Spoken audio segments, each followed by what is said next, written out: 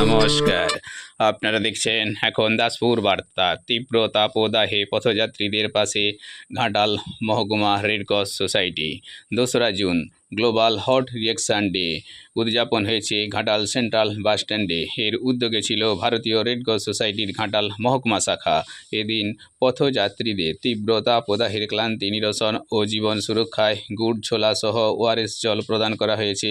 এই মহতী কর্মসূচি রূপায়ণে ছিলেন ঘাটাল রেডক্রস সোসাইটির পক্ষে সৌমিত্রী ভট্টাচার্য, রিলিফ ইনচার্জ শুভদীপ সিংহ রায়, সচ্চিদানন্দ ঘোষ, তাপস কুমার পটেল সহ আরও অনেকে। ঘাটাল থেকে রিপোর্টে Shyam Sundar Doloi. Like and follow with subscribe এখন দাসপুর বার্তা। এই দাসপুর বার্তায় যুক্ত হন, আলোর পথে এগিয়ে চলুন। সেপার যখন যাবে ওই এইটা কাট না, এটা কে কাটছে?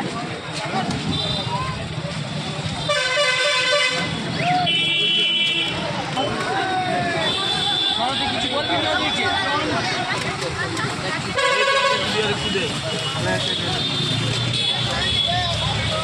আর ইলেকশন ডে সম্পর্কে কি কাজ হচ্ছে?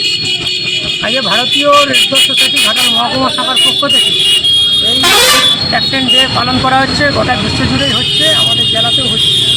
আজকে আমরা ছোলা, গুড় এবং ওআরএস মিশ্রিত পানীয় জল পথচলতি মানুষকে প্রদান করছি এবং তার সঙ্গে মানুষকে সচেতন করছি। বয়স্করা বাইরে এখন রোদের সময় বাইরে যাতে না বেরোয় এবং বাচ্চারাও যেমন না রোদের সময় বাইরে বেরোয়, সেটাও আমরা সচেতন করছি। গুড়টাও দেয় না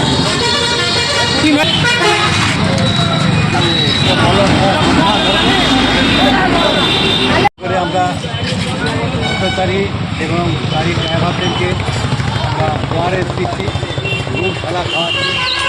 তার সাথে আমরা অ্যাওয়ার করছি যাতে এই গরমে তারা সুস্থ থাকার জন্য যে যে টিপসগুলি আমাদের ডাক্তারবাবুরা ভর্তি থাকেন সেগুলি ফলো করেন।